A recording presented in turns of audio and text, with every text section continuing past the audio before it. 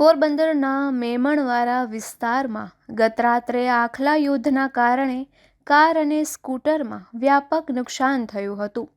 આ વિસ્તારમાં પશુઓનો ત્રાસ જોવા મળે છે, ત્યારે મહાનગરપાલિકા દ્વારા અહીં પણ પશુ પકડવાની કામગીરી કરવામાં આવે તેવી માંગ ઉઠી છે. પોરબંદરમાં રખડતા ઢોરનો ત્રાસ દિન પ્રતિદિન વધી રહ્યો છે. અનેક વખત આખલાઓની લડાઈને કારણે લોકોને ઈજા થઈ છે.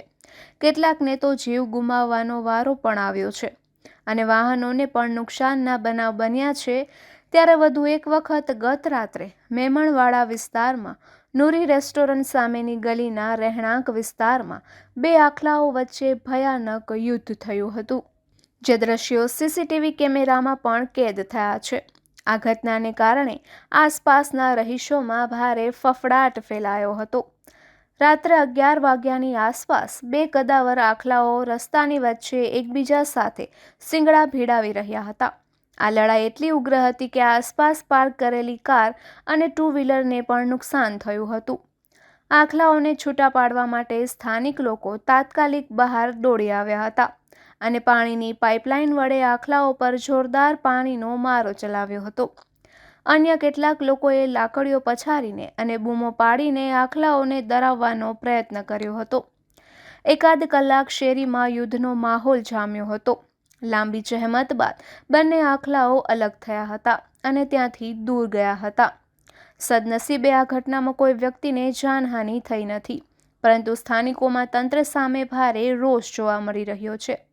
રહેણાંક વિસ્તારોમાં રખડતા આખલાઓ આ પ્રકારે લડતા હોય ત્યારે નિર્દોષ રાહદારીઓ કે બાળકો તેનો ભોગ બની શકે છે. ભવિષ્યમાં આવી કોઈ દુર્ઘટના ન ઘટે તે માટે મ્યુનિસિપલ કોર્પોરેશન દ્વારા રખડતા ઢોરને ડબ્બે પૂરવાની કામગીરી સઘન બનાવવામાં આવે અને તેમના વિસ્તારમાં પણ આ અંગે ધ્યાન આપવામાં આવે તેવી સ્થાનિકોએ માંગ કરી છે. નિપુલ પોપટ, પોરબંદર ટાઈમ્સ. મારું નામ ઇમરાન મોહમ્મદ નિગામરા, મેમરવાળા નોરી મોગલાઈ બસ. રાતના આપણે ફૂટિયાનું ત્રાસ એટલું છે કે ગાડીનું નુકસાન કરી છે અમારી, ને સ્કૂટર બે ભાંગી નાખ્યા છે અમારે. રોજ આ પ્રોબ્લેમ પડે છે આપણે. આ દિલ્હી મહિનામાં 3-4 ફેરી અમારે થાય જ છે. ગઈકાલમાં અમારા બાજુવાળાને ભાઈ મોહમ્મદભાઈની ગાડીને પૂરું કરી નાખ્યું છે ને મારી ગાડીમાં જરાક નુકસાન કરી છે ને મારી સ્કૂટી પણ તોડી નાખી છે.